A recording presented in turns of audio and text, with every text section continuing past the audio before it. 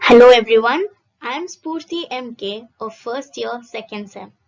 I am going to talk about what and all I learned and I did in this semester, that is architectural design 2.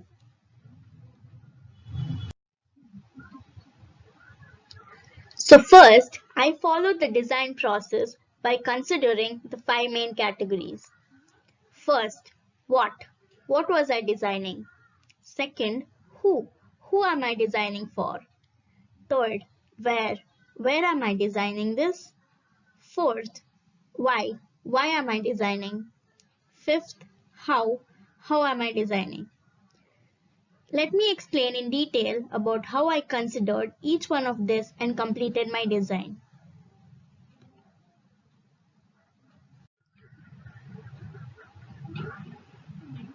First, let me start with where.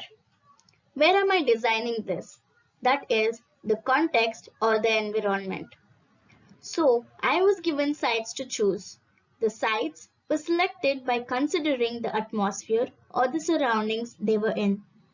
The three main categories were nature, rural, and peri-urban.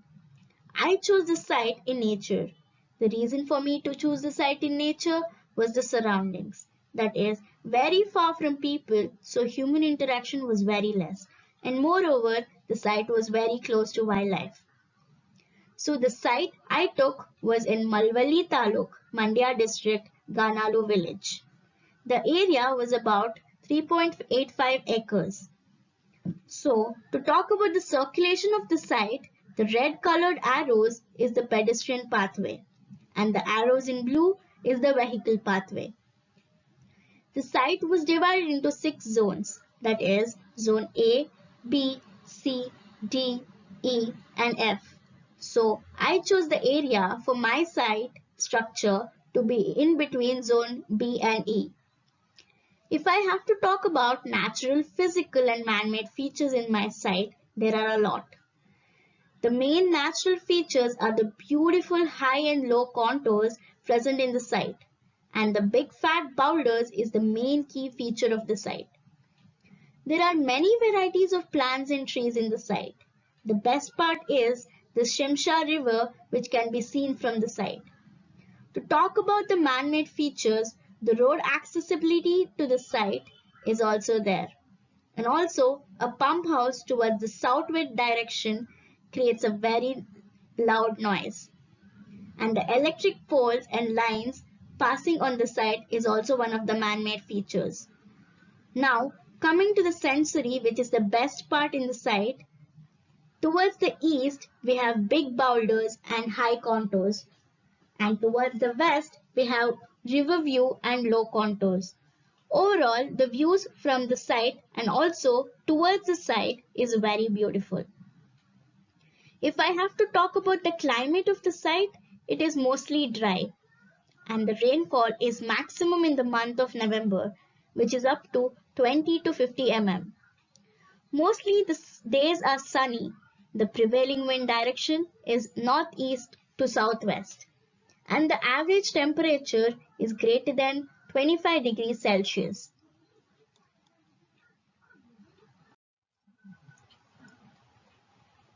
Now, let's talk about who. Who am I designing for? That is, the user group or identity. My client is a family of 7 people. To start with, grandfather, who is an ex-military person. He's a very disciplined person and loves to be in order.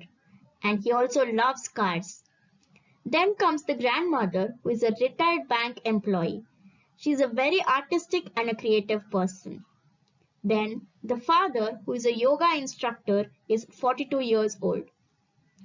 He's a peaceful person. He likes the place to be cozy, calm, and private yet public. Then the mother, who is a landscape architect, is 40 years old. She's a very good cook. She likes the place to be in very good ventilation. She loves to watch the sunrise. Then the child one, who is 13 years old, he's a very active person and also into sports. And he likes the place to be very good ventilated. Then the child 2, who is 8 years old, She's very lazy but creative. She hates to wake up with sunrise on her face. Child 3, who is 5 years old, is a green thumb. He loves nature and plants. The family also has a dog.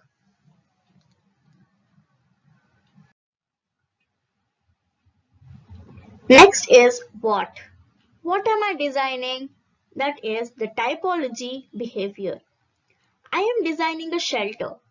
Before I began my design, I did some research and case study on the existing buildings. My first case study was the Ananda House Ibuku. It is located in Indonesia. The area is about 260 meters square. The site area is 716 meters square. It was built in 12 months in 2015. The house was built for David Hornblow and his family.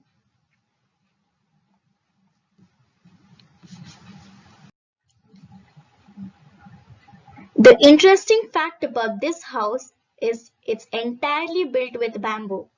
I was spellbound by the building and its utter versatility of the material. Everything from tiny nails to the massive structural element which was entirely constructed with bamboo.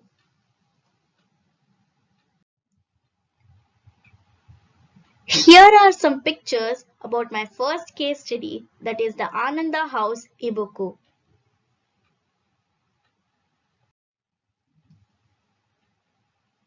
My second case study was the two houses by the lake. It is located in Brazil. The area is about 358 meters square. It is built in the year 2017. The client was M. Clow. The two houses by the lake is built on the hills of Rio de Janeiro. The property has 30 hectares or 3,000 square meters and a beautiful lake surrounded by dense and diverse forest. The interesting fact about this house is the entire volume is supposed to be 8 points due to the fragile nature of the terrain. The building has two houses connected to each other. One house is for the permanent residence of its owner and the other for eventual use for his son. The two independent houses is connected by a common external area.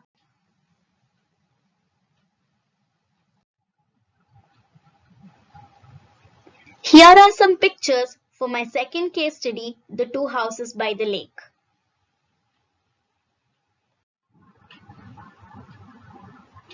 Next is why.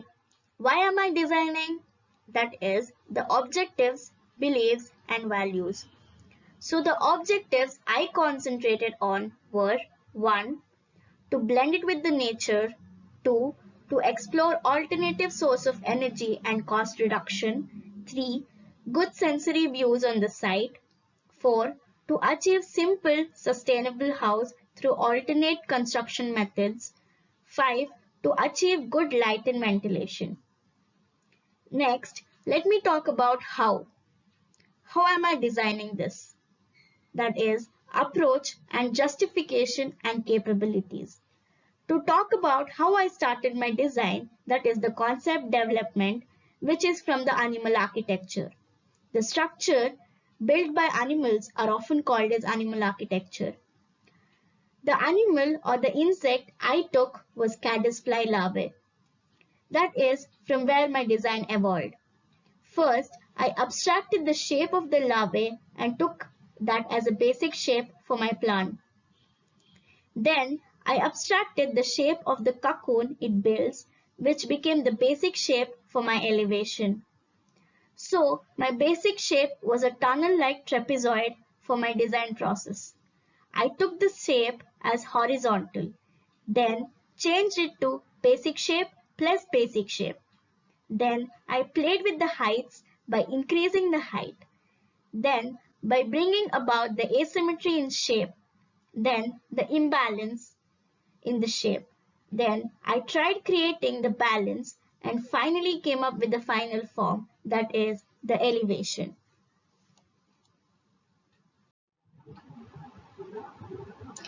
Before I chose one animal as my concept, I had to study about animal architecture, their behavior, form and shape of the shelter, space and organization, texture and patterns, structure and materials.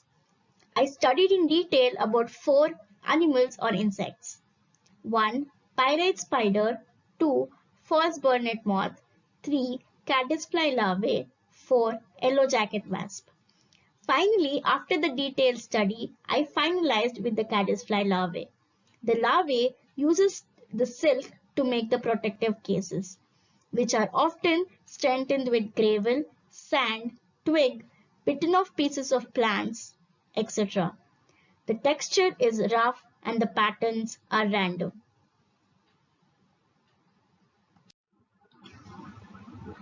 Then I did my mood board by collecting all the pictures of the insect and the cocoon to show the space, texture, organization, shape, structure, and material. Then I started my design. I took the final form, which was abstracted from the cocoon, as my elevation and the abstraction of the insect as my plan. The key feature of the cocoon was the insect uses stones to strengthen. So I incorporated that aspect in my design by giving stone masonry. My building is a G+1 structure, that is ground floor and first floor. The entrance is towards the west. I have segregated the spaces in my buildings as private, semi-private and public spaces. Then I also color coded them. So from the veranda, we enter the entrance foyer, and then to the right, we have meeting area. From the entrance, we go to the living, and then left of the living, we have the kitchen, and left to the kitchen, we have utility. Then we have dining and the common bathroom, and then the guest room, then the storage. Towards the right of the living, we have family room, come library. Then we have homeschooling and then grandparents' room with an attached bathroom, then a studio in the ground floor. If I have to talk about the first floor, there's a spiral staircase in the living which leads to the first floor. In the first floor, there's a master bedroom, a bedroom for child 1, and then another bedroom for child 2 and 3. The ground floor plan is clustered kind of arrangement, and the first floor plan is linear kind of arrangement. The interesting parts of my structure is it has more openings or windows for good views, light and ventilation. The master bedroom has a view to the east so that anybody can watch the sunrise. Towards the west also there's a very nice view from the first floor, so in the evenings the family can sit together and watch the sunset with the river view. I have also given a car parking with garage. I also have given openings on the roof so that they have the sky view.